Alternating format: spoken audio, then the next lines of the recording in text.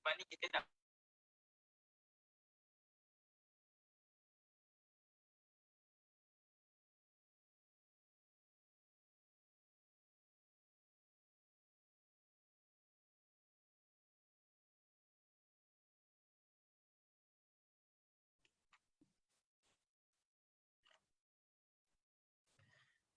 Assalamualaikum warahmatullahi wabarakatuh. Alhamdulillahillazi bini'matihi tatimmus salihat wassalatu wassalamu ala rasulillah amma ba'd. Muslimin, muslimat, tuan-tuan, puan-puan yang Allah rahmati lagi Allah kasihi sekalian. Alhamdulillah pada malam ini kita dapat bertemu sekali lagi untuk kita sama-sama menambahkan ilmu pengetahuan kita tentang nama dan tema 114 surah Al-Quranul Karim. InsyaAllah pada malam ini kita akan membincangkan tentang nama dan tema surah At-Tahrim. Surah At-Tahrim. Surah At-Tahrim ini merupakan surah yang terakhir yang berada pada juzuk yang ke-28. Maknanya kita sudah sampai kepada juzuk yang ke-28 iaitu surah At-Tahrim. InsyaAllah selepas selesai surah At-Tahrim ini kita akan memasuki surah yang baru iaitu surah Al-Mulk. Surah At-Tahrim, jika tuan-tuan ingin merujuk di dalam Al-Quran, ia berada pada muka surat 560 sehinggalah kepada muka surat 561, yang mana surah Tahrim ini merupakan surah yang ke-66 mengikut tertib susunan surah di dalam Al-Quran. Apa makna At-Tahrim? At-Tahrim, kalau kita lihat pada apa yang saya paparkan, nota yang diberikan, At-Tahrim merujuk kepada mengharamkan. Maknanya ada sesuatu yang telah diharamkan, mengharamkan. Dengar nama surah ni, mengharamkan, surah mengharamkan. Mengharamkan apa? Siapa yang mengharamkan? Kenapa diharamkan? Bila diharamkan? Persoalan-persoalan itulah kita akan bincangkan melalui nama dan juga tema surah At-Tahrim. Surah At-Tahrim ni, kita lihat terlebih dahulu di manakah ayat yang ada menyebutkan tentang kalimah At-Tahrim. Ia berada pada ayat yang pertama. Allah Subhanahu wa ta'ala berfirman, A'udzu billahi minasyaitonir rajim. Bismillahirrahmanirrahim. Ya ayyuhan nabi, wahai nabi, lima tuharrimu, mengapa engkau mengharamkan. Jadi jumpa perkataan tuharrimu, mengharamkan. Daripada perbuatan tuharrimu, mengharamkan inilah diletakkan judul surah itu adalah surah At-Tahrim.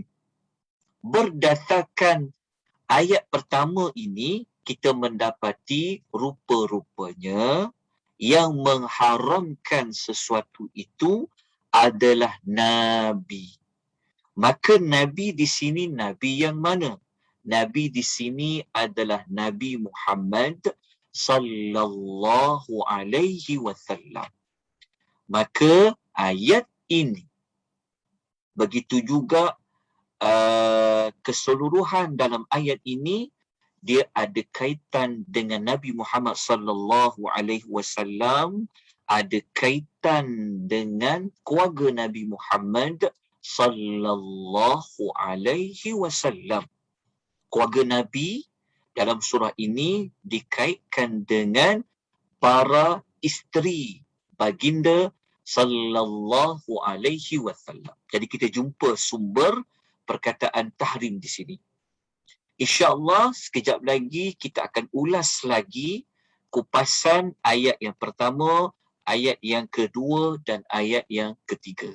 Maknanya setakat ini kita sudah mengetahui pada ayat pertamalah terdapatnya perkataan yang menjadi nama surah, Suratul Tahrim, ada pada perkataan tuharrimu, mengharamkan. Okey. Sekarang kita cari sebab. Kenapa surah itu dinamakan surah mengharamkan? Kalau kita rujuk apa yang telah diulas oleh Dr. Munirah, beliau mengatakan sebab apa dinamakan dengan tahrim, ada kaitan dengan apa, iaitu Nabi sallallahu alaihi wasallam telah mengharamkan sesuatu ke atas dirinya. Okay, jadi kita dapat jelas, daripada kita belajar nama surah, kita dapat kembangkan lagi maklumat, rupa-rupanya ada kaitan dengan Nabi sallallahu alaihi wasallam. Nabi telah buat apa? Nabi telah mengharamkan. Nabi telah mengharamkan sesuatu yang Allah halalkan kepada diri Nabi, tapi Nabi telah haramkan perkara itu terhadap dirinya. Tetapi kita belum jumpa lagi jawapan yang lebih spesifik lagi. Apa yang Nabi telah haramkan itu? Sesuatu itu apa? Okey, kita tengok dulu justifikasi tentang kenapa namanya At-Tahrim tadi. Okey, jadi Dr. Munirah dalam kitab Asma' Suwaril Quran, beliau mengatakan Nabi SAW telah mengharamkan sesuatu ke atas dirinya. Dan surah ini merupakan teguran Allah kepada Nabi Muhammad sallallahu alaihi wasallam. Rupa-rupanya surah At-Tahrim ini merupakan surah yang tujuannya adalah untuk menegur Nabi sallallahu alaihi wasallam. Tegur Nabi kerana apa? Kerana Nabi telah mengharamkan sesuatu yang Allah Ta'ala halalkan. Okey, kita akan kupas sekejap lagi apa dia yang sesuatu yang Nabi dah haramkan. Okey, setakat ni kita dapat tahu apa makna tahrim, ayat mana menjadi rujukan, siapa yang dikaitkan dengan at-tahrim. Okey, untuk lebih jelas lagi, mari kita berpatah semula kepada ayat pertama sehinggalah kepada ayat yang kedua. Kita ambil terlebih dahulu ayat pertama dengan ayat yang kedua. Okey, ayat pertama, a'udzubillahi minasyaitonir rajim. Ya ayyuhan nabiyyu lima tuharrimu ma ahallallahu laka. Wahai Nabi, mengapa engkau mengharamkan apa yang Allah halalkan bagimu? Okey. Ayat ni seperti mana kata Dr. Munirah tadi ketika membuat justifikasi apa yang dikaitkan dengan nama At-Tahrim tadi, ayat ini merupakan teguran halus Allah kepada Nabi SAW yang telah mengharamkan apa yang Allah halalkan. Nabi bukan haramkan sesuatu pada orang lain, tapi Nabi mengharamkan untuk diri Nabi sendiri. Yang Allah Ta'ala halalkan perkara itu untuk Nabi lakukan, untuk Nabi buat sesuatu, tapi Nabi haramkan untuk diri dia. Okey, kenapa Nabi boleh mengharamkan apa yang Allah halalkan? Dalam ayat ni ada jawapan. Allah kata, tabtaghi mardati azwajika. Kamu mencari semata-mata keredaan isteri isterimu. Azwajika maknanya lebih daripada seorang isteri. Cuma dalam ayat ni Allah Ta'ala tak bagi tahu isteri yang mana satu. InsyaAllah sekejap lagi kita akan kupaskan. Okey, kenapa Nabi boleh sanggup haramkan apa yang Allah halalkan semata-mata nak jaga hati isteri. Semata-mata nak mencari kegembiraan, kesenangan para isteri dia.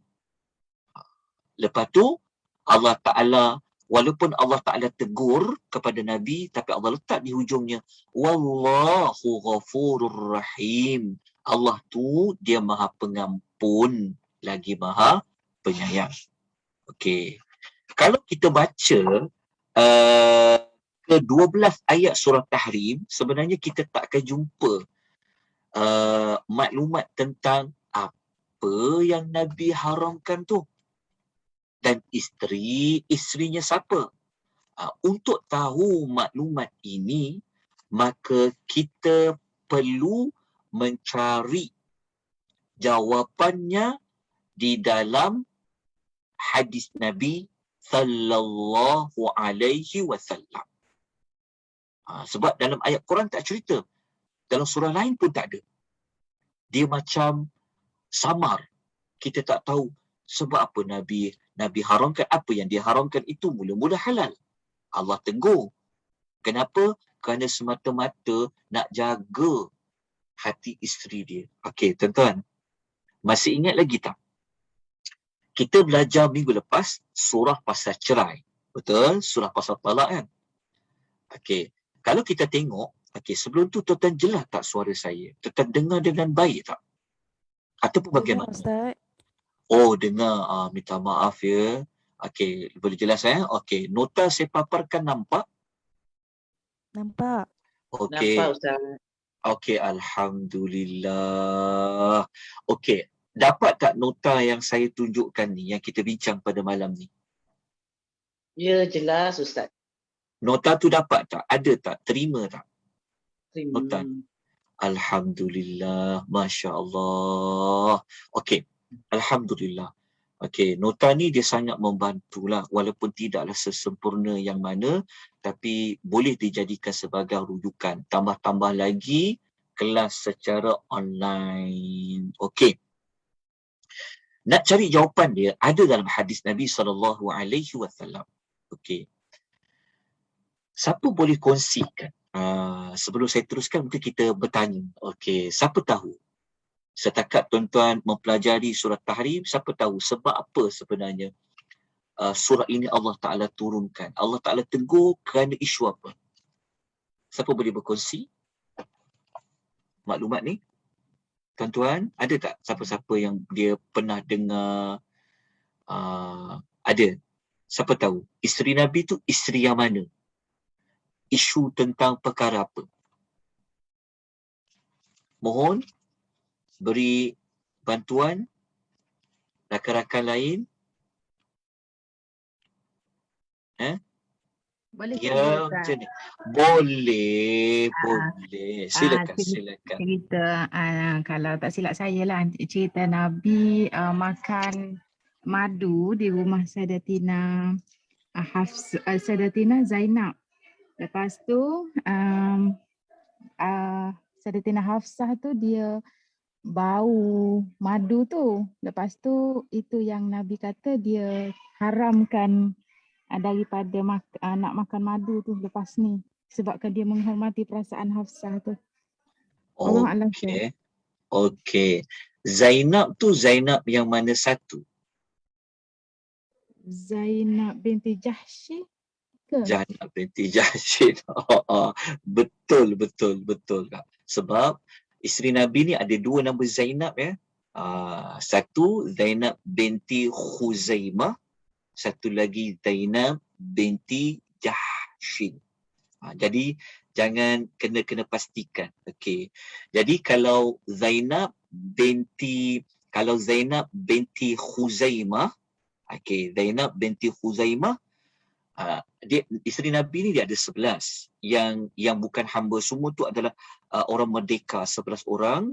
Ada satu yang hamba tu. Okey. Isteri Nabi 11 ni ada 2 nama sama, Zainab. Dalam kes ini dia ada kaitan dengan Zainab binti Jahshin. Kalau Zainab binti Jahshin, Nabi kahwin lewat sikit. Maksudnya mula-mula Nabi kahwin dulu dengan Zainab binti Khuzaimah. Zainab binti Khuzaimah ni Nabi kahwin pada tahun 4 Hijrah.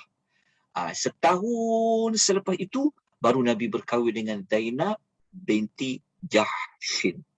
Okey, jadi apa yang Puan Asia kongsikan tadi tu betul lah tu. Zainab binti Jahshin ada di dalam hadis riwayat Al-Bukhari, namanya Zainab binti Jahshin. Pasal madu tu betul. Okey. Siapa nak kongsikan lagi? Ada tak yang lain? Selain pada dengar isu pasal Nabi minum madu. Kenapa Nabi nak haramkan minum madu tu? Kenapa dengan madu tu? Okey, ada lagi tak? Siapa-siapa boleh kongsikan? Puan Aisyah berada di mana ni? Di Kuantan ke? Ya, betul Ustaz. Di Kuantan. Alhamdulillah. Pelajar dah masuk UAE. Dah masuk Ustaz. Di hujung semester dah. Masya Allah. Masih jadi warden ke apa? Ya, betul. Alhamdulillah. Alhamdulillah. Okey. Ada siapa lain yang boleh kongsi? Malam ni kita bincang-bincang malam ni kan. Selalu saya je bagi jawapan kan. Malam ni kita kongsikan. Okey, ada tak? Siapa yang nak kongsikan lain? Ada maklumat tambahan ke? Ataupun bagaimana? Ada? Tak ada? Okey, tak apa. Sangat merendah diri yang lain-lain kan untuk dapat pelajar-pelajar macam ni. Okey, begini. Sebenarnya, kita kalau rujuk dalam hadis Nabi, dua-dua hadis sahih tau. Sebenarnya ada 2 kisah. Maknanya ada 2 sebab. Ada 2 sebab berlainan yang menyebabkan turunnya surah At-Tahrim. Okey, ada 2 sebab berlainan. Okey, dua-dua hadis sahih. Okey, kena faham dulu. Okey. Apabila hadis tu dia sahih, dua-dua sahih, maknanya 2 sebab, maksudnya ada 2 peristiwa, ada 2 insiden, 2 kejadian yang menyebabkan turunnya surah At-Tahrim. Sebab apa kita kena kata 2? Sebab hadis tu dia sahih dua-dua tu. Tetapi yang paling sahih lah dari sudut kekuatan yang paling kuat, tentulah riwayat yang minum madu tu. Kita tersalin ya, perempuan dan perempuan salin. Okey, cuma saya tak letakkan dalam nota. Okey, begini. Sebab yang pertama, dia dikaitkan dengan kisah yang tadi tu. Kisah yang isu minum madu. Okey, dia begini. Nabi SAW, dia suka kalau dia singgah dekat rumah isterinya bernama Zainab binti Jahshin, Nabi suka minum madu di rumah Zainab binti Jahshin. Madu yang kita selalu minum, selalu kita makan madu tu, Nabi suka makan yang itu di rumah Zainab binti Jahshin. Nabi singgah je rumah Nabi kalau nak pergi rumah isteri dia kan, bergilir, Nabi singgah rumah Zainab, Nabi mesti minum madu. Jadi madu-madu yang lain. Minum madu, lepas tu madu-madu Zainab yang lain. Madu-madu Zainab yang lain ni macam seperti riwayat sebut namanya memang Aisyah dengan Hafsah. Aisyah radhiyallahu anha kita memang sedia maklum. Kan? Aisyah radhiyallahu anha. Okey. Seorang lagi madu kepada Zainab binti Jahshin ni adalah Hafsah. Hafsah ni anak Sayyidina Umar lah. Macam Aisyah kan anak Abu Bakar Siddiq radhiyallahu anhu. Kalau kita baca sejarah, Nabi kahwin dengan Aisyah dulu. Nabi kahwin dengan Hafsah dulu. Kalau ikut Nabi kahwin dengan Aisyah dulu. 1 hijrah. Tapi kalau Hafsah 2 hijrah. Tak apalah pas sejarah tu. Okey. 2 madu ni, iaitu Aisyah dengan Hafsah, mereka telah bersepakat. Mereka sepakat kan kerana cemburu Nabi ni sikit-sikit pergi rumah Zainab binti Jahsy minum madu. Jadi dua madu ni mereka telah bersepakat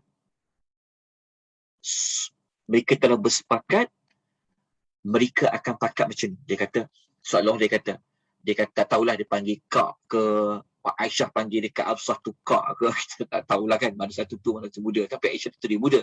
Okey, maka mereka sepakat macam ni. Dia kata, dalam hadis tu kata, Aisyah cerita dalam hadis tu. Dia kata, kalau Nabi datang rumah Hafsah kena kata, apa yang kau makan ni bau tak sedap lah. Macam tu. Lepas tu kalau Nabi datang rumah Aisyah pula, Aisyah kena cakap, bau apa ni ya Rasulullah? Tidak menyenangkan, tak sedap lah bau tu. Jadi dua-dua tu macam tu.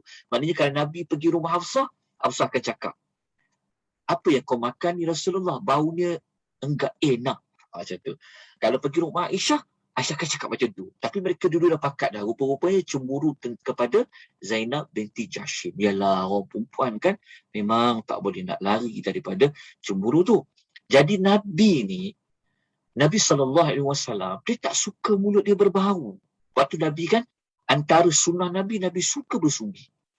Lepas tu Nabi ni memang, dia selalu pesan kan, tentang makruh makan bawang lah, makan apa yang kalau nak pergi masjid sampai berbau. Nabi tak suka. Nabi seorang yang suka berwangi-wangian, khususnya pada mulut dia. Jadi apabila isteri cakap macam tu, dua orang pula tu cakap macam tu, Nabi macam tak sedap hati lah. Nabi tak senang hati dia. Jadi Nabi cakap, aku minum madu. Jadi seolah-olah dua isteri dia ni, dia tak suka Nabi minum madu tu, seolah Nabi minum madu tu mulut Nabi berbau. Jelas kan? Bau yang tidak menyenangkan. Jadi Nabi ni, di Nabi SAW pun, dia pun cakap lah. Dia cakap tu seperti Nabi bersumpah.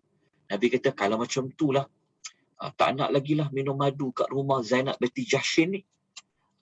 Nabi cakap tu sebenarnya, Nabi cakap dekat Hafsah. Selepas Hafsah cakap macam tu kan, Nabi ni, yalah demi nak menyenangkan, tak sedap lah pergi rumah isteri kata, mulut Nabi berbau. Tu yang maksud dia, mencari keredaan isteri-isteri Nabi tu.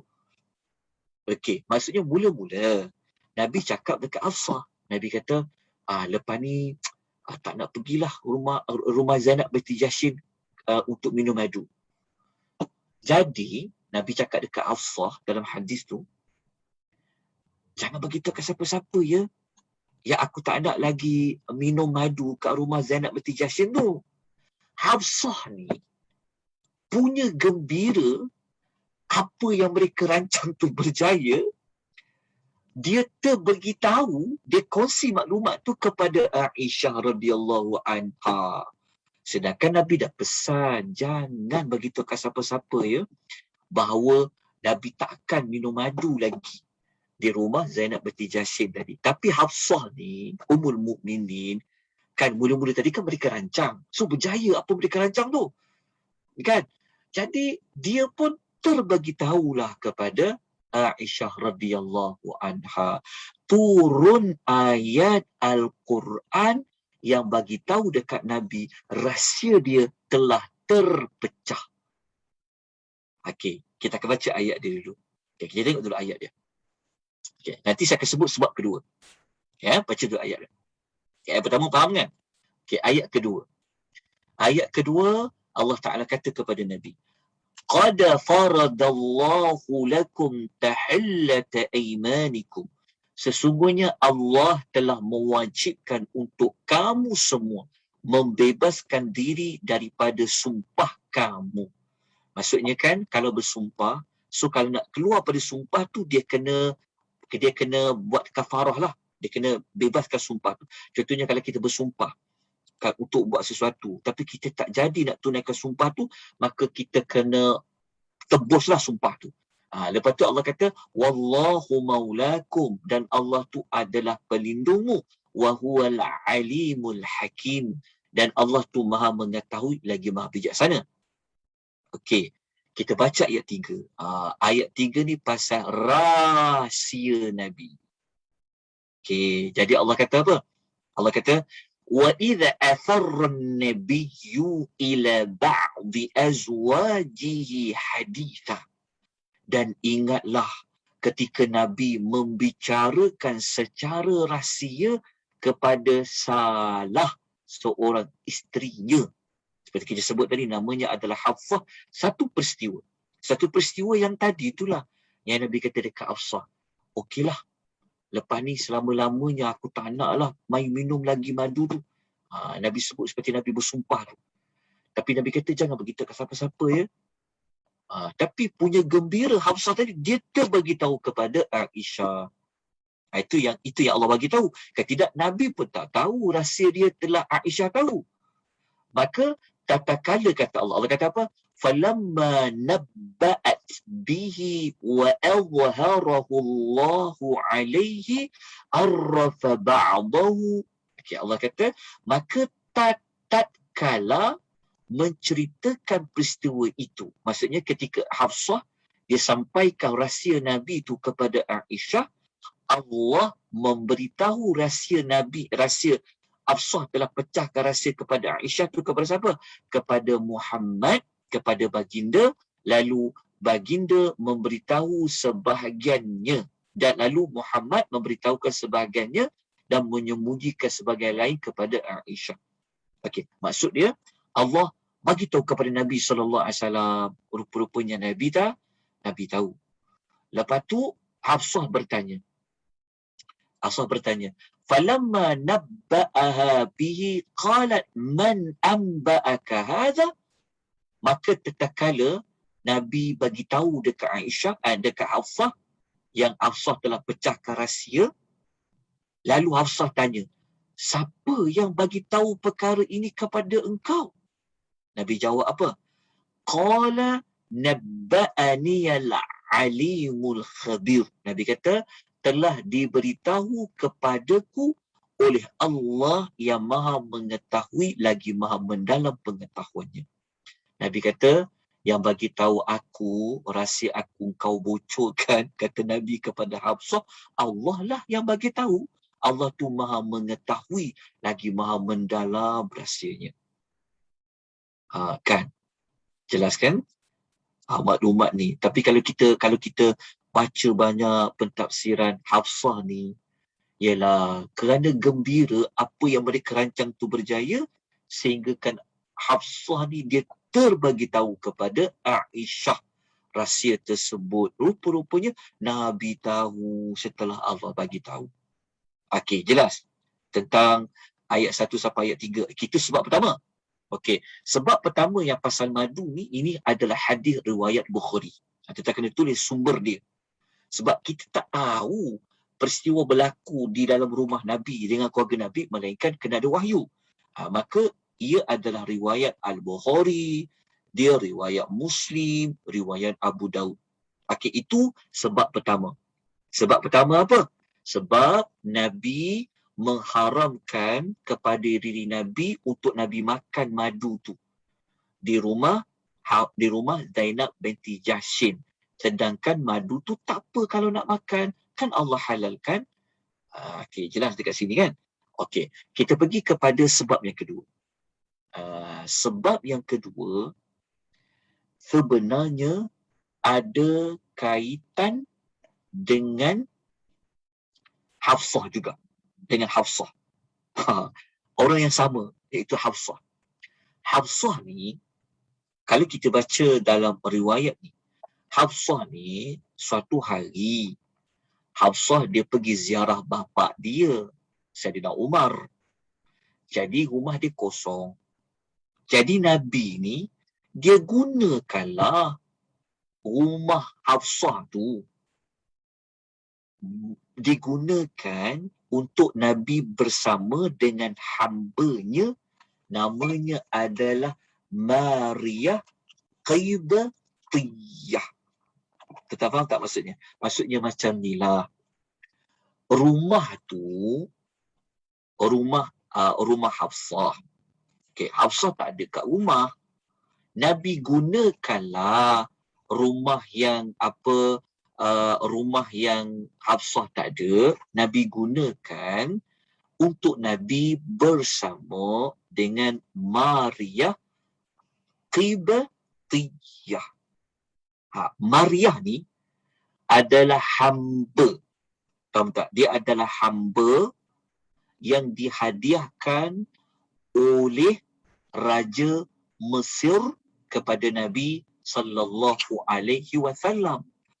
Zaman dulu kalau hamba boleh bersama dengan hamba. Maknanya bolehlah kalau nak buat hubungan badan dengan hamba.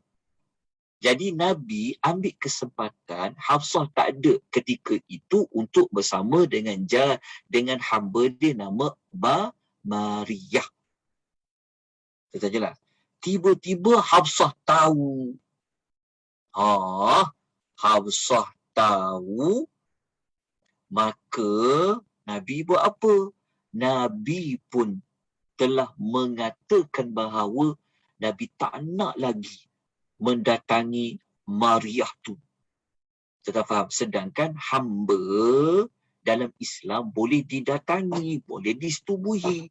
Tetapi kerana kes Hafsah tadi tu, Nabi nak jaga hati Hafsah tadi dengan situasi yang macam tu, maka Nabi telah mengisytiharkan untuk Nabi tak nak datang lagi menyetubuhi Maryah Qibtiyah tu. Kita faham tak cerita dia?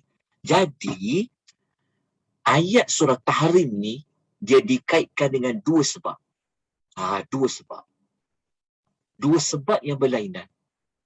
Diturunkan surah Tahrim. Jadi, dua-dua ni kita kena terima. Sebab apa? Sebab riwayat yang kisah Maryah tadi, hamba yang Nabi setubuhi dia dekat rumah Hafsah tadi tu, adalah hadis sahih. Riwayat Al-Hakim, riwayat Al-Imam An-Nasa'i dalam surah. Kita faham tak? Hadis sahih. Jadi hadis sahih kita tak boleh abaikan dia. Jadi cara macam mana? Maka kena disatukan dia. Jadi kata Syekh Salah, dua peristiwa tadi ni sebenarnya yang berlaku, kali-kali ikutkan dia kata benda yang mula-mula berlaku adalah kes madu. Kes madu yang Nabi haramkan tu, lepas tu tak lama kemudian tu kes yang Maryah tadi tu. Nabi telah mengharamkan diri dia tak nak menyetubuhi hamba, sedangkan hamba itu boleh disetubuhi, iaitu Maryah tadi. Itu yang Allah Ta'ala turun ayat surah At-Tahrim kepada Nabi, menegur Nabi sallallahu alaihi wasallam. Okey, jelas? Dua sebab tadi. Dapat tak? Sempat salin tak? Dua sebab tadi. Jelas ya, tuan-tuan puan ya? Ada persoalan tak sebelum kita ulas lagi ayat yang berikutnya? Okey. Jelas ke? Dengar ke suara saya? Ke macam mana? Jelas, Ustaz. Dengar Ustaz. Okey, dengar. Saya ingatkan macam marah pula dekat Ustaz malam ni. Cerita benda-benda macam ni adalah saya gurau je. Tapi cerita benar. Cerita benar.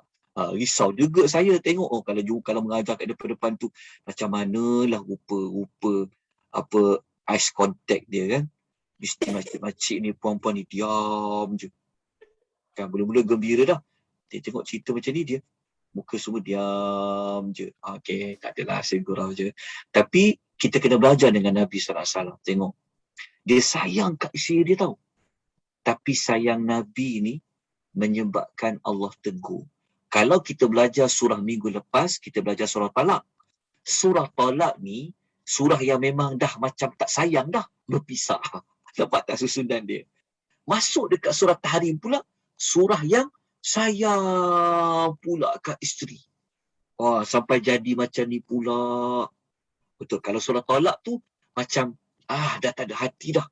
Jalannya apa? Berpisah. Nampak tak susunan surah tu? Lepas surah At-Talaq, surah At-Tahrim. Cantik Allah Ta'ala susun dua surah tadi. Kalau surah Talaq menyebabkan tentang apa? Dah tak ada hati dah dengan pasangan. Kalau surah ni pula, Nabi ni dia jaga pasangan dia. Tapi jadi kes macam ni pula. Maka Allah Ta'ala tegur kepada Nabi SAW. Okey. Lepas tu ayat nombor 4, Allah Ta'ala tegur. Allah Ta'ala tegur pada Aisyah dengan Hafsah. Tuan-tuan, nanti panjang umur kita cerita rumah tangga Nabi ni. Sangat seronok. Kalau nak jadi suami yang baik, suami yang bertakwa, bagus, tiru macam Nabi. Macam mana Nabi handle orang perempuan ni. Orang perempuan ni. Sikit-sikit merajuk kan. Tertanya anak kecil hati. Patutnya orang lelaki ni dia kena belajar macam Nabi. Macam mana Nabi handle isteri dia. Nama orang perempuan. Betul tak? Maka kena sabarlah. Cemburu ni benda yang memang fitrah pada orang perempuan. Jadi lelaki ni kena belajar macam mana Nabi buat. Kan? Betul tak? Betul tuan perempuan. Kadang-kadang tanya soalan orang perempuan. Isteri baca mesej tu. Siapa pula lah orang perempuan ni? Contoh. Dah berubah muka. Betul tak? Nampak air mata dia. Nampak kan? Kita faham lah. Tapi kita fahamlah orang perempuan macam itulah sifat dia, nak buat macam mana. Kalau tak kecil hati, kalau tak merajuk, tak perempuan lah. Itulah yang mencantikkan rumah tangga ni. Betul tak tuan-tuan perempuan? Setuju tak? Nah, kan? Okey. Saja tak gurau-gurau kat tuan-tuan perempuan ni. Bukan senang nak gurau-gurau kan? Inilah waktu dia. Okey, lepas tu ayat 4 ni, kalau kita baca, Allah Ta'ala tegur Hafsah dengan Aisyah. Sebab apa? Kenapa Allah Ta'ala tegur? Sebab Aisyah dengan Hafsah lah yang merupakan penyebab kepada Nabi mengharamkan apa yang Allah halalkan. Jadi Allah kata apa? In tatuba ilallahi faqad sagat qulubukuma. Allah kata, jika kamu berdua bertaubat kepada Allah, maka sesungguhnya hati kamu berdua telah condong untuk menerima kebaikan. Kenapa Allah kata berdua? Berdua. Maknanya, kalau kita baca hadis tadi tu, adalah Aisyah dengan Hafsah. Allah tegur, kalau korang berdua ni bertaubat pada Allah, maka kau akan dapat kebaikan. Kenapa Allah suruh mereka bertaubat? Kerana mereka berdua ni kan telah buat komplot tadi tu. Kesian dekat suami tu, kat Nabi SAW kan. Terpaksa dia punyalah nak jaga dua hati isteri dia ni kan, sebab cemburu kat madu seorang lagi tu. Jadi Allah tegur. Tengokkan cantik kan rumah tangga Nabi ni kan. Turun ayat Quran yang betulkan, turun ayat Quran yang apa? Yang beri didikan. Itulah fungsi ayat Quran. Lepas tu Allah Ta'ala kata apa? Wa in tawahara alaihi fa inna Allah huwa maulahu wa Jibrilu wa salihul mu'minin. Allah kata, dan jika kamu berdua saling membantu nak menyusahkan Nabi, maka sesungguhnya Allah itu ada menjadi pelindung Nabi, dan begitu Jibril dan orang-orang mukmin yang baik. Dan selain dari itu, malaikat-malaikat adalah penolong bagi Nabi SAW. Jadi Allah Ta'ala tegur dekat Hafsah dengan Aisyah. Tapi kalau kita faham ayat ni kan cantik rumah tangga ni kan. Nabi hadapi dia, ya Allah, Masya Allah, hebat.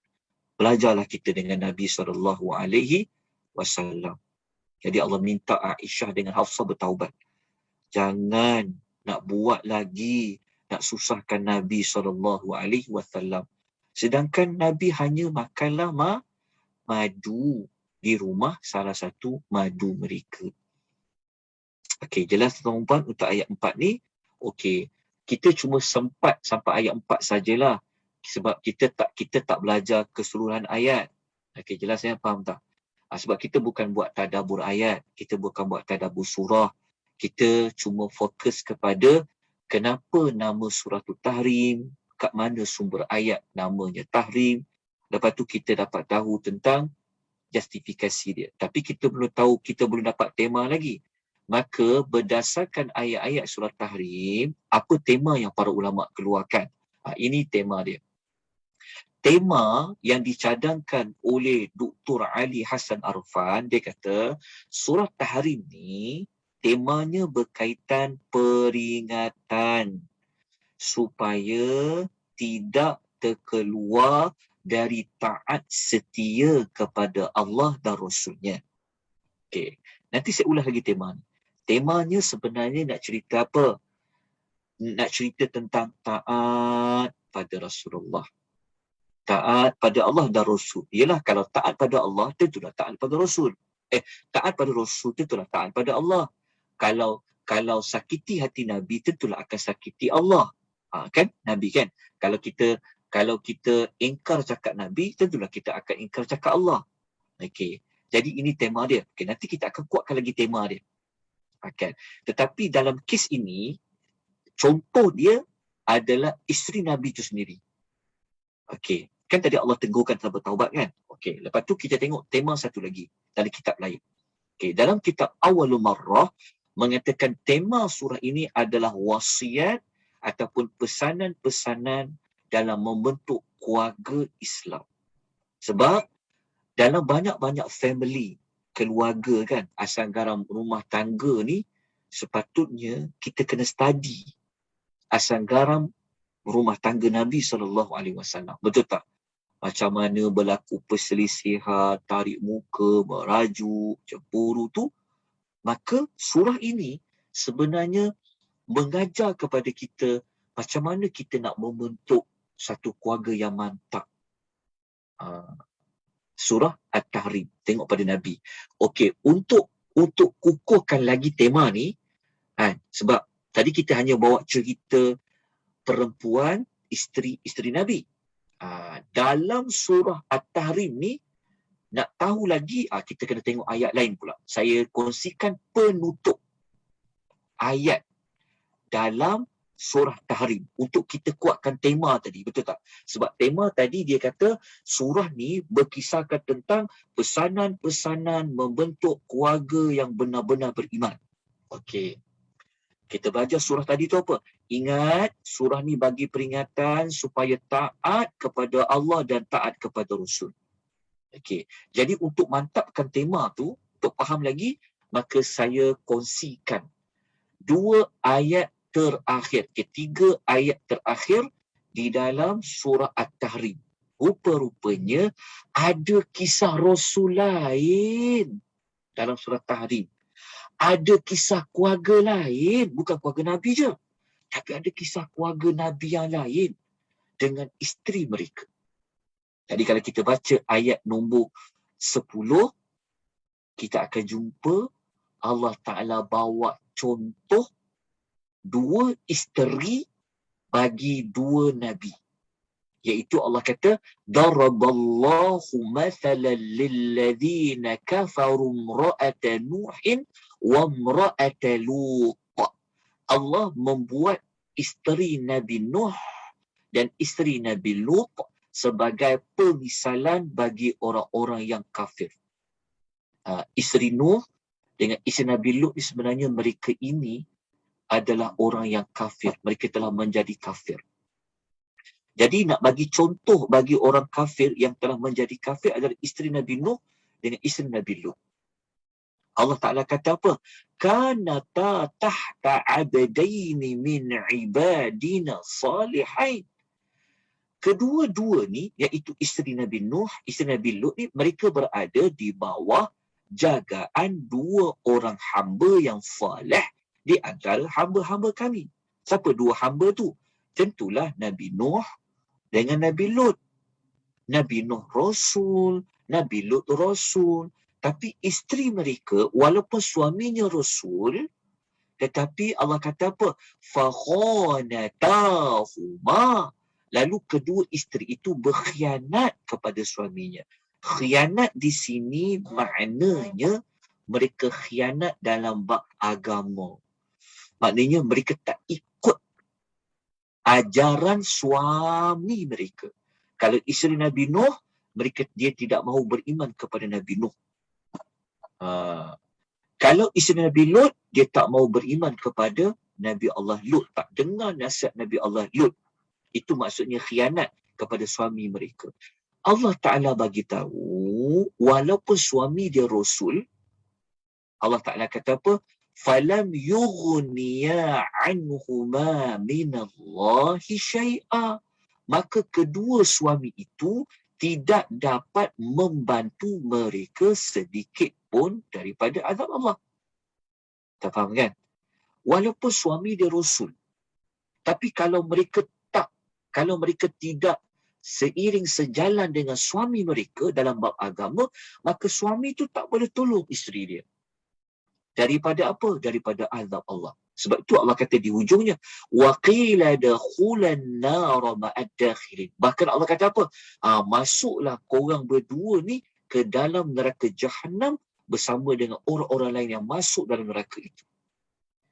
Walaupun isteri dia, isteri kepada Rasul, tapi kalau mereka tak seiman, mereka tak seiring sejalan ikut suami dia Rasul, maka suami itu pun tak boleh tolong apa-apa isteri dia kalau isterinya sudah ditetapkan masuk ke dalam api neraka.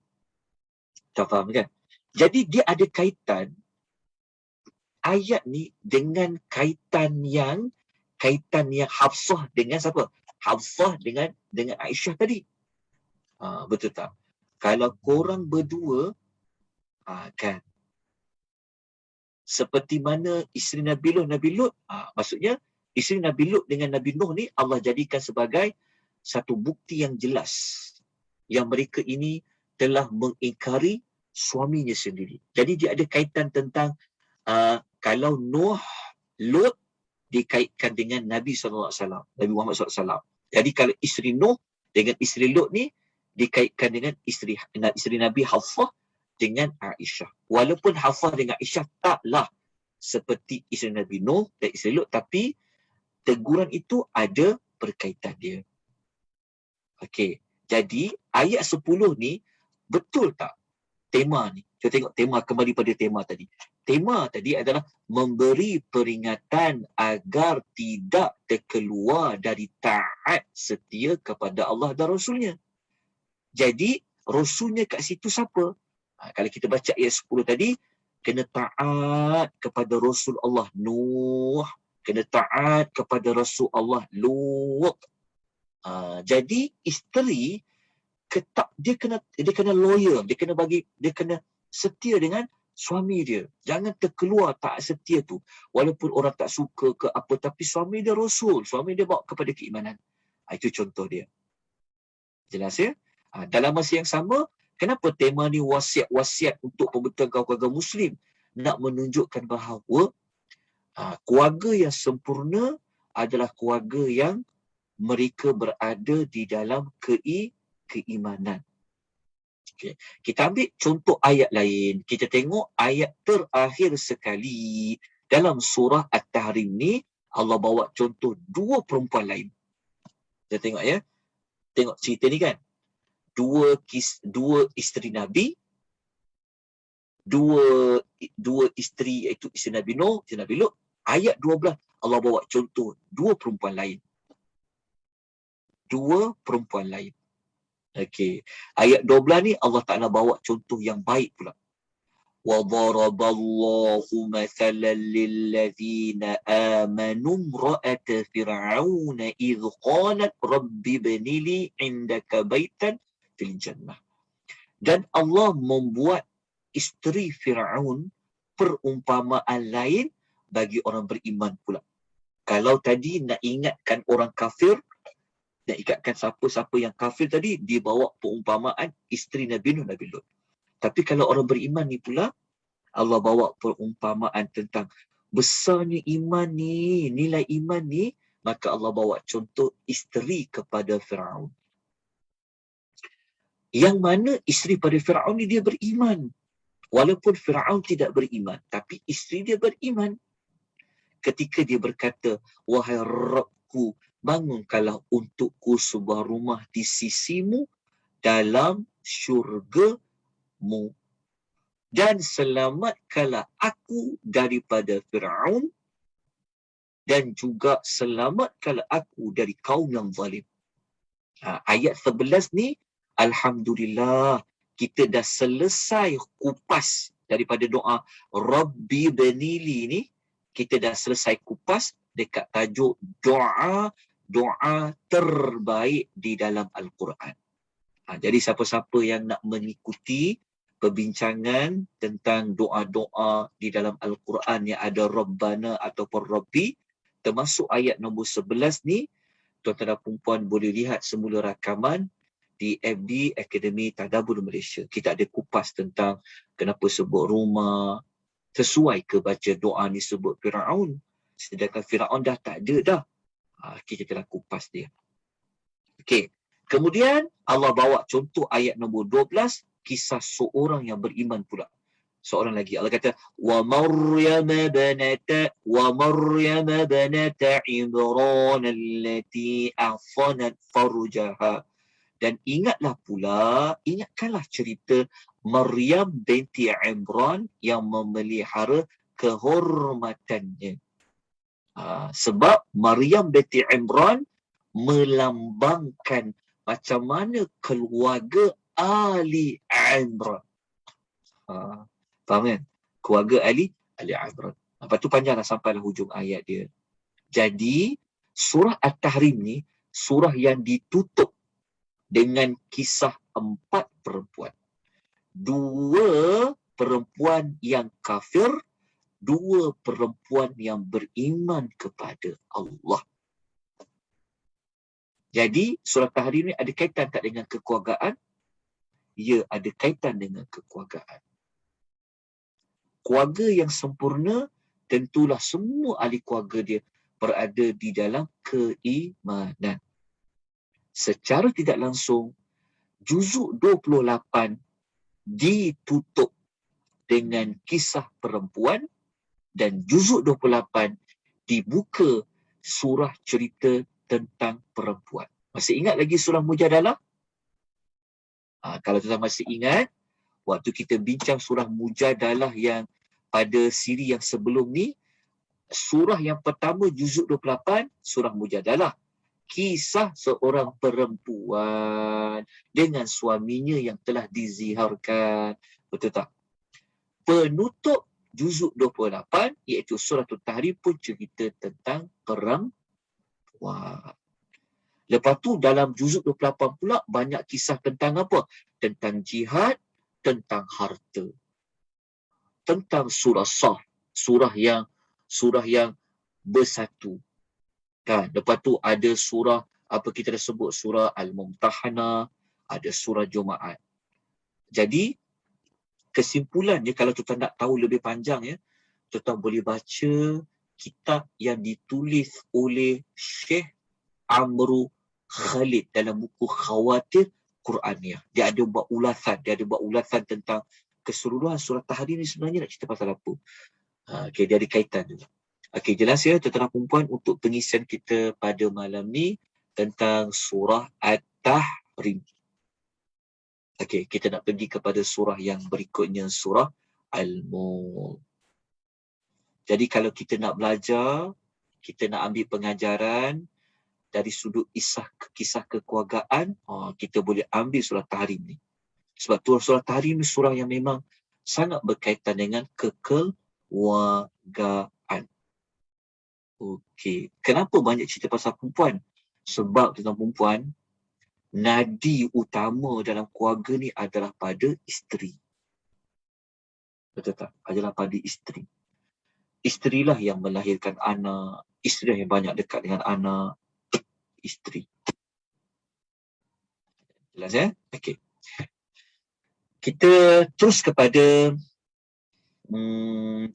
pergi kepada surah Al-Mulk. Okay, surah Al-Mulk ni pendek je. Sebab ramai orang dah faham. Kita ambil beberapa sudut ringkas saja. Okey, surah Al-Mulk, saya ada edarkan nota suratul Mulk. Nanti boleh ambil nota surah Al-Mulk ini dalam Google Drive. Ataupun kalau siapa-siapa yang ada nota tadabbur surah Al-Mulk yang kita jalankan pada setiap hari Rabu jam 9 suku, boleh ambil juga maklumat tu dalam nota tersebut. Kerana maklumat dia lebih kurang sama saja pada nota tadabbur suratul Al-Mulk. Tapi malam ni kita bukan nak tadabbur ayat.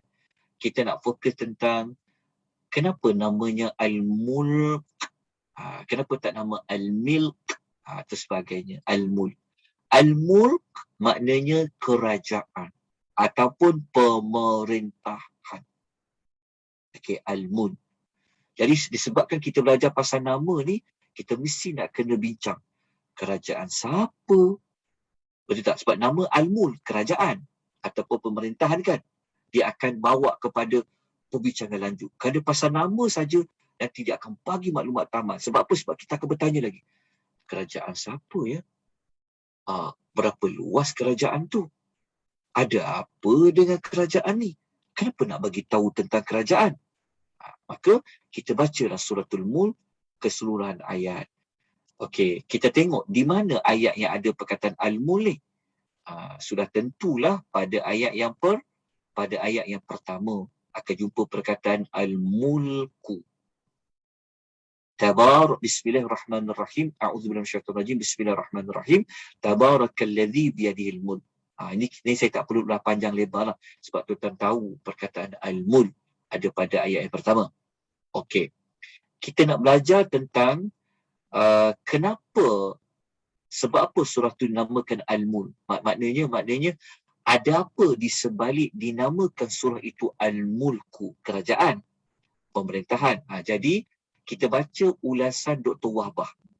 Dr. Wahbah Az-Zuhaili dalam Tafsir Al-Munir, dia ada menerangkan, dia ada buat sedikit ulasan tentang kenapa surah tu dinamakan Al-Mulk. Okey, kata beliau, surah tu dinamakan Al-Mulk kerana memang mula-mula ada perkataan Al-Mulk yang menunjukkan penyucian. Maknanya ayat pertama surah Al-Mulk dikaitkan dengan penyucian dan pengagungan Allah kepada zatnya. Maknanya kata Dr. Wahbah, surah itu dinamakan Al-Mulk kerana pada ayat yang awal Allah Ta'ala telah mengagungkan dirinya, telah mensucikan zatnya, dirinya. Dalam masa yang sama, Allah Ta'ala nak sucikan diri dia, agungkan diri dia dengan mengatakan di tangannya sahajalah segala kerajaan. Kerajaan itu sama ada kerajaan di langit dan juga kerajaan di bumi. Okey, itu ruang lingkup kerajaan Al-Mulk tu maknanya kerajaan Allah. Kerajaan Allah Ta'ala ni tak perlulah nak diundi 5 kali setahun ke, nak buat pilihan raya ke. Betul tak? Siapa nak memerintah? Orang yang memerintah, dia ada skop dia. Negeri itulah. Kalau dia dun lah, dia tak boleh naik parlimen. Kalau parlimen, itu contoh. Tapi Al-Mulk dekat situ, kerajaan pemerintah Allah Ta'ala tu bukan sekadar di langit, dia juga ada di bumi. Dalam masa yang sama, dekat Al-Mulk itu nak menerangkan kekuasaan Allah yang mutlak. Dan Allah Ta'ala nak bagi tahu tentang dia menguruskan alam ni mengikut apa yang dia kehendaki. Itulah ulasan ayat 1, kata Dr. Wahbah. Jadi Al-Mulk tu sendiri kerajaan kan. Kalau kita baca ulasan komentar Dr. Wahbah dalam Tafsir Al-Munir ni, rupanya kerajaan Allah Ta'ala tu ada di langit, ada di bumi. Apa saja kerajaan yang Allah miliki, dialah yang akan kelola dia. Dialah yang akan manage apa yang dia kuasai itu. Lepas tu kalau Allah yang uruskan, Allah Ta'ala tak terikat dengan perlembagaan ke, tak terikat dengan undang-undang negeri ke, tak ada. Allah Ta'ala dia boleh buat, dia boleh urus ikut kehendak Allah Subhanahu wa Ta'ala. Itu ulasan Dr. Wahbah.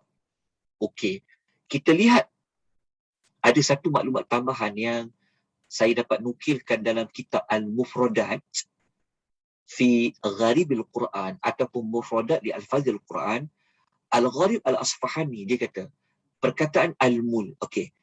Kalau tuan-tuan ada buku yang saya tunjukkan gambar ni, tuan-tuan kena baca panjang lebar ulasan Al-Gharib Al-Asfahani. Kerana dalam tu dia ada ulas jadi dia ulas tentang kalau perkataan al-mul tu, mim tu baris bawah macam al-milku, berbeza makna. Kalau mim tu berbaris depan al-mulku, beza makna. Jadi kena baca kat situ. Tapi ringkasannya, kata Al-Gharib Al-Asfahani rahimahullah dalam kitab Mufradat, al-mulku ni, seperti nama surah al-mulk ni, ialah yang menguasai apa yang dia miliki. Faham tak maksudnya? Maksudnya perkataan al-mulk ni, dia dua dalam satu. Al-mulk adalah menguasai apa yang Allah miliki. Maknanya begini. Kalau Allah guna al-milku, dia begini. Ada setengah situasi kita memiliki tapi kita tak berkuasa tentang apa yang kita miliki. Kita tak boleh manage apa yang kita miliki. Contoh, kita ada tanah 10 ekar. Itu milik kita. Tapi kita tak ada kuasa nak uruskan tanah tu. Tak mampu, terpaksa upah orang, terpaksa sekian-sekian. Contoh. Ada orang, dia ada kuasa. Dia memiliki kuasa. Tapi, dia tidak memiliki. Faham tak? Tapi Allah Ta'ala ni, dia miliki semua, betul tak? Kan? Langit itu, dia punya. Bumi itu, dia punya. Bukan sekadar dimiliki, tapi dia boleh menguasai apa yang dimiliki. Kat situ yang diulas oleh Al-Gharib Al-Asfahani tentang Al-Mulku. Okey, jelas? Al-Mulku. Okey, jadi Al-Mulku ni ingat, dia kata kunci dia mudah je. Dia dikaitkan dengan Allah tu pemilik langit dan bumi. Lepas tu, dia yang akan menguruskan langit dan bumi tu. Dia berkuasa, kontrol, jaga, menguruskan langit dan bumi tu. Kat situ pada Al-Mulk. Okey, nak lebih jelas lagi, okey, kita kena baca ayat dia lah. Okey, jadi untuk penamaan surah dah selesai. Okey, sekarang kita nak pergi kepada tema pula. Tema. Okey, tema dia, siapa yang dah ikut tadabbur suratul Mulk yang ada pada setiap hari Rabu tu, kita dah sebut tema surah ni. Okey, surah Al-Mulk ni saya kongsikan 3 kitab yang ada menulis tentang apa tema surah Al-Mulk. Okey, dalam kitab Al-Imam Al-Biqai dalam Nazmud Durar, dia kata tema surah Al-Mulk berkisahkan tentang ketundukan kepada Allah. Kenapa nak kena tunduk pada Allah? Kerana kekuasaan Allah Ta'ala tu sangat sempurna. Kan? Kena tunduk. Kena pasrah. Kena patuh kepada Allah yang Allah tu mempunyai kuasa yang sangat sempurna. Okey. Kalau kita rujuk dalam kitab Dr. Ali Hassan Irfan dalam Dilalatul Asma'i Suwaril Quran, dia kata, tema surah Al-Mulk ni nak ceritakan tentang ruang lingkup pemerintahan kerajaan Allah dekat dunia dan di akhir akhirat, yang mana dua-dua ini berada di tangannya. Ada berkaitan dengan tema yang pertama tadi. Okey. Lepas tu kalau kita buka satu lagi dalam kitab Awalul Marrah At-Tadabburul Quran, temanya tentang apa? Kuasa pemerintahan sebenar-benarnya berada di tangan Allah Subhanahu wa Ta'ala. Kalau kita gabung 3 tema tadi, sebenarnya dia sama je sebenarnya. Cuma susun atur saja ayat dia lah. Maknanya, kalau kita dah mengakui, lepas kita belajar ilmu ni, wallah hebatnya kerajaan Allah Ta'ala ni. Bukan sekadar dekat dunia je, tapi sampai di hari akhirat. Bukan sekadar dekat langit je. Termasuklah bukan sekadar di bumi tapi juga di langit. Kalau macam tu, tak ada pilihan lain lah. Kita mesti kena tunduk pada Allah. Kita kena terima apa saja Allah nak buat. Kan? Apa Allah nak tentukan, kita kena terima dengan hati yang bulat. Sebab apa? Sebab Allah Ta'ala ni dia boleh buat apa yang dia miliki. Itu kuasa dia. Tak ada siapa boleh lawan dia. Tak ada siapa boleh halang takdir dia. Okey, itu surah Mulk. Nak jelas lagi kan tentang kuasa Allah yang sempurna, saya ada kongsikan maklumat ni. Dan kita akan baca. Tapi kalau kita baca pada ayat pertama, ini pembuka surah Al-Mulk pun, sebenarnya Allah dah bagi jawapan dah. Dekat ayat pertama ni. Ayat pertama ni dia jadi tema lah. Jadi tema. Sebab dia pembuka kan. Allah kata, Tabarakalladzi biyadihil mulku wa huwa ala kulli syai'in qadir. Maha berkat. Ataupun maha suci boleh. Maha agung pun boleh. Yang di tangan Allah tu pemerintahan. Maknanya kalau dekat tangan tu macam kita katalah kan. Kalau kita nak kata senang dia kan. Alah. Dalam tangan aku je. Betul tak kita kata. Kita kan selalu guna istilah dalam tangan kan. Nak menunjukkan tentang benda tu mudah, kita boleh buat. Jadi Allah Ta'ala bagi tahu di tangan dia segala pemerintahan. Lepas tu Allah bagi tahu perkara kedua, wa huwa ala kulli syai'in qadir. Allah ni dia maha berkuasa atas setiap sesuatu. Disebabkan ada cerita tentang kekuasaan Allah, ada cerita tentang kerajaan atau pemerintahan Allah, itu yang dikaitkan dengan tema yang kita telah belajar tadi. Jadi untuk lebih nampak lagi akan kekuasaan Allah itu, luas mana kerajaan Allah Ta'ala itu, kita boleh guna kaedah ni. Okey, kaedah ni, siapa yang pernah ikut tadabbur suratul Mulk, pernah juga dengar maklumat ini. Surah Al-Mulk ni, kita boleh keluarkan ada 15 bukti yang menunjukkan Allah itu maha berkuasa. Bukti itu yang pertama, dalam nota tu ada, saya telah letakkan. Okay. Ini sebenarnya bukanlah muktamad. Okay. Ini hanyalah susun atur maklumat dalam surah Al-Mulk. Mungkin tuan-tuan jumpa 16 bukti, mungkin tuan-tuan jumpa 10 bukti, mungkin tuan-tuan jumpa 20 bukti. Kalau ayat 1 tu, Allah kata dia maha berkuasa atas setiap sesuatu. Allah sebut umum. Tapi kalau kita susun tengok ayat 2, 3, 4 sampai ayat 30, bolehlah kita dapat 15 bukti. 15 bukti Allah berkuasa tu dekat mana? Yang bukti pertama, Allah berkuasa memati dan menghidupkan seluruh makhluk. Tak ada siapa boleh kacau Allah.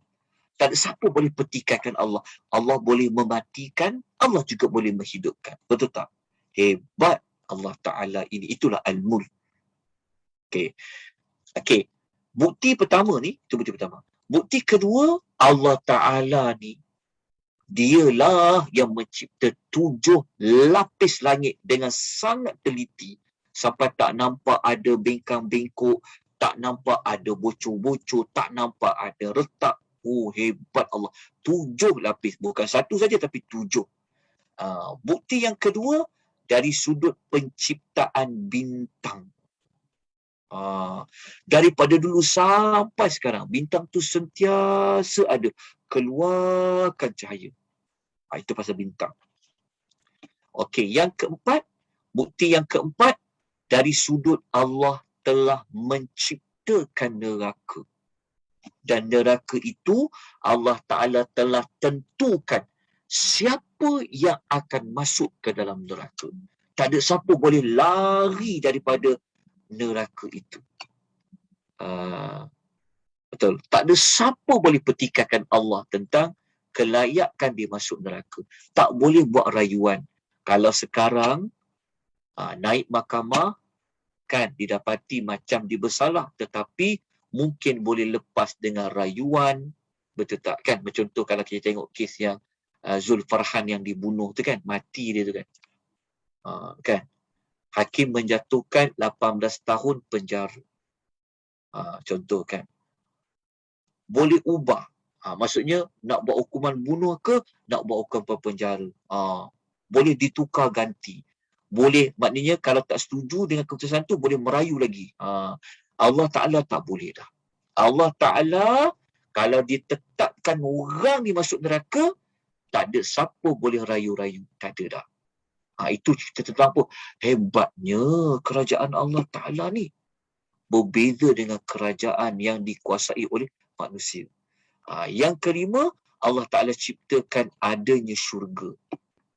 Allah Ta'ala boleh pilih siapa dia nak pilih masuk syurga. Ini satu lagi kerajaan Allah. Dan yang keenam, kekuasaan Allah Ta'ala ni, macam mana dia boleh kuasai semua kerajaan ya? Kan, betul tak? Allah Ta'ala ni mampu ke? Macam mana dia tahu hamba dia dekat sini, hamba dia dekat sana, apa hamba tu perlu, apa hamba tu tak perlu, hamba tu doa apa. Betul tak kan? Macam kita rakyat banyak meluahkan perasaan. Betul tak? Kan? Sampai tak terkejar wakil rakyat. Banyak sangat permintaan rakyat-rakyatnya. Betul tak? Sampai terlepas pandang. Rupanya rakyat perlukan yang lebih penting, tapi diberi benda lebih penting. Allah Ta'ala ni tak akan ada sesuatu pun yang Allah tak akan tahu. Kenapa? Bukti yang keenam, ilmu Allah Ta'ala tu sangat luas dan terperinci. Jelaskan? Bukti yang ketujuh dekat Al-Mulk ni, Allah Ta'ala menciptakan bumi untuk kita hidup, untuk kita cari rezeki. Pergilah ceruk rantau mana pun, tetap ada rezeki Allah. Yang ke-8, Allah Ta'ala boleh ubah bumi tu daripada tempat yang boleh jadi senang lenang, tempat boleh berehat, tempat cari rezeki. Allah boleh ubah bumi tu menjadi tempat diazab seseorang dengan azab. Itu yang ke-8. Bukti kekuasaan Allah yang ke-9, burung yang terbang lawan angin ni, angin kan, tapi dia tak jatuh. Siapa yang jaga dia? Allah. Benda di udara. Okey. Yang ke-10 dalam surah Al-Mulk, bukti Allah tu berkuasa apa? Allah Ta'ala beri rezeki kepada makhluknya. Betul tak? Kalau kita kerajaan Malaysia, terpaksa pinjam pula tambah lagi 1 bilion lagi untuk bajet bagi tahun yang akan datang. Sebab apa? Sebab tak cukup. Kan? Contoh. Tapi Allah Ta'ala ni, dia bagi rezeki tak pernah tak cukup. Tak perlu nak pinjam kat siapa-siapa. Okey. Yang ke-11, bukti kekuasaan Allah, kerajaan Allah Ta'ala ni, Allah Ta'ala muliakan manusia dengan Allah bagi panca indera. Okey. Yang ke-12, Allah Ta'ala ni dia berkuasa di hari akhirat nanti. Allah Ta'ala boleh himpunkan semua orang yang bertebaran dekat muka bumi ni. Allah boleh himpunkan semua orang satu tempat. Itu kekuasaan Allah yang ke-12. Bukti. Betul tak? Kita nak arahkan semua rakyat ambil vaksin pun tak terkejar-kejar. Betul tak? Nak cari sajat pun tak jumpa-jumpa. Kan? Nak cari seorang pun tak jumpa. Allah Ta'ala, kalau Allah Ta'ala nak kumpulkan semua makhluk dia, tak ada siapa boleh lagi. Itu bukti ke-12. Adalah Al-Mulk. Okay, bukti ke-13, Allah ni berkuasa. Allah Ta'ala tahu bila berlaku kiamat tu. Walaupun ramai orang duk ulas kata ini semua Dajjal lah, Imam Mahdi dah nak turun lah, macam-macam. Dikatakan dah akhir zaman lah, apa semua. Sembanglah apa, ulaslah apa sekalipun. Allah je yang tahu spesifik dia bila kiamat tu berlaku. Betul tak? Hebat Allah Ta'ala ni. Okey, bukti yang ke-14, Allah Ta'ala boleh mengazab siapa-siapa yang Allah murkai. Dan bukti kuasaan Allah ke-15, kenapa sama Allahu Akbar, saya tersalah ni yang ke-15 ni. 15 ni Saya tertiru yang ke-12 ni. Saya minta maaf tuan-tuan, saya tertukar. Sama. Sama ya. Itulah kelemahan manusia. Tapi semua sekali ada 15. Bukan, ingat ya, saya ni hanya bentangkan saja 15. Bukan bermakna tak boleh lebih. Jangan ya. Ini sekadar pendekatan. Saya sebut 15 ni untuk menguatkan lagi. Oh, itulah al-mul. Jadi kita nampak. Tadi yang 15 tu nanti saya tengok sekejap nota saya yang lama. Sekejap. Bagi saya sekejap, lepas tu kita tamat. Okey, dan habis dah. Ini saya guna nota al-mul yang lama. Sekejap, saya tunjukkan mana nota al-mul yang lama. Ada. Sekejap ya. Kita tengok bukti yang ke-15 ni apa nombor 15 tu. Rupa-rupanya yang 15 ni jawapan dia. Sekejap. Bukti Allah berkuasa yang ke-15 sebenarnya berada pada ayat nombor 30. Ayat 30 tu apa? Pasal apa? Air. Ya, pasal air. Betul tak? Hidup dekat muka bumi ni semua perlu air. Kita yang tu kena belajar tadabbur lah. Okey, jadi inilah dia punya jawapan dia. Jadi saya minta tolong ubah dekat nota tu. Ya. Okey, ni dah siap. Alhamdulillah. Syukur pada Allah. Okey, yang ni. Okey, nampak tak yang 15 tu? Mengeluarkan air yang mengalir dari mata air di perut bumi. 15 tu maknanya Allah Ta'ala ni, okey, dialah sumber air. Bukan syabas, bukan lembaga air, bukan jabatan bekalan air, tetapi adalah Allah. Kita tuan-tuan, kena air terputus sikit, boleh berhenti kehidupan kita. Betul tak kan? Tak boleh berniaga sebab air tak ada. Penting air ni. Jadi, rupa-rupanya air itu Allah lah yang uruskan. Kalau macam kita ada satu institusi yang khas untuk urus air, betul tak? Yang urus air lain, betul tak? Yang urus teknologi lain, yang urus elektrik lain, betul tak? Allah Ta'ala tak perlu lain-lain.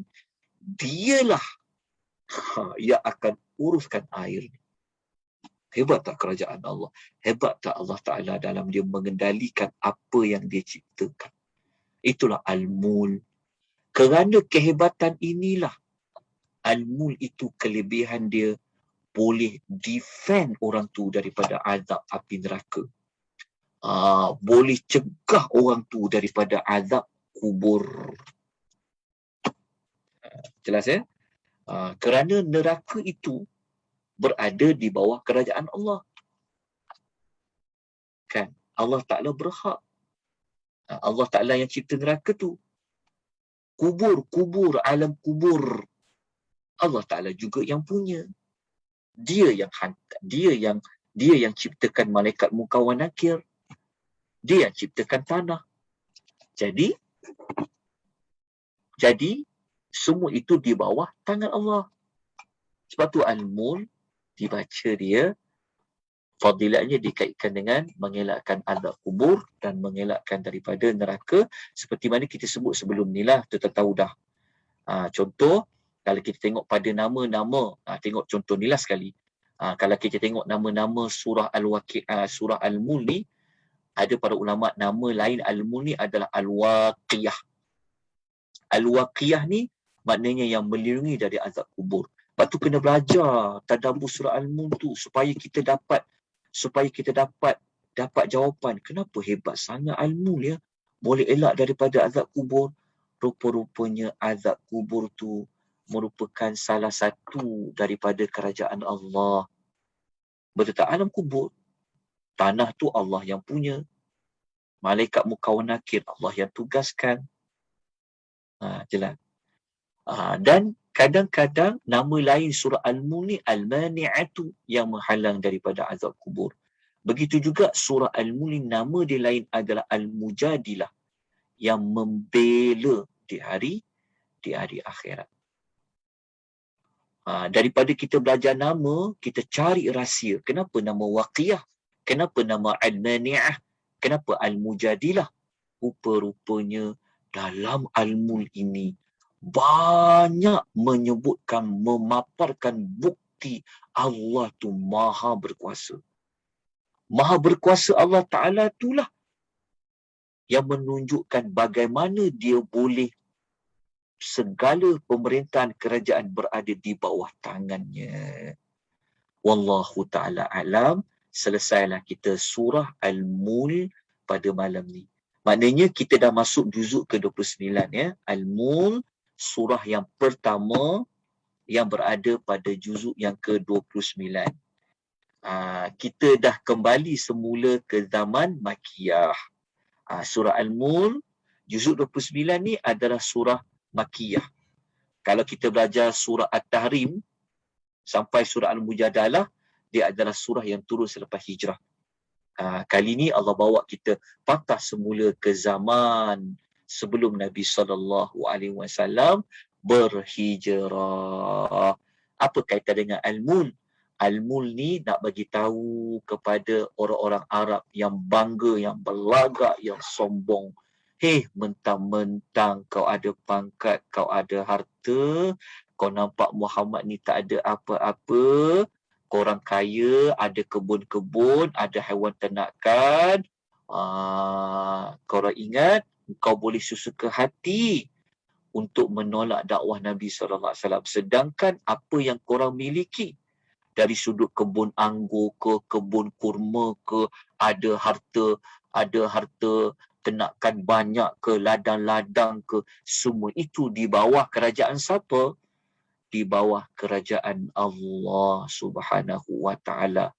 Orang Arab musyrikin, kalau Allah Ta'ala tak bagi air dekat korang, macam mana korang nak makan daripada sumber pertanian? Betul kan? Itulah yang Allah Ta'ala nak bagi tahu kepada kita. Semoga kita semua dapat banyak manfaat daripada dua surah yang kita belajar pada malam ini. Jadi ada soalan apa-apa tak sebelum kita tangguhkan? Ada pertanyaan? Dapat tak? Boleh faham? Nota ada? Faham Ustaz. Okey, ada pertanyaan apa-apa yang lain? Kalau tak ada, saya mohon ampun dan maaf atas kekurangan kelemahan. Sampaikan maklumat ni kepada kawan-kawan kita yang tak dapat mengikuti secara langsung. Ya, doakan kita, diri kita dan kawan-kawan kita sentiasa Allah lapangkan dada. Minta Allah bagi kita hidayah dan taufik untuk kita mengikuti mana-mana kelas yang membawa kita kepada kenal Al-Quran, faham, intipati isi kandungan Al-Quranul Karim. Aqulu qouli hadza wa astaghfirullahal azim wa billahi taufiq wal hidayah. Wassalamu alaikum warahmatullahi wabarakatuh.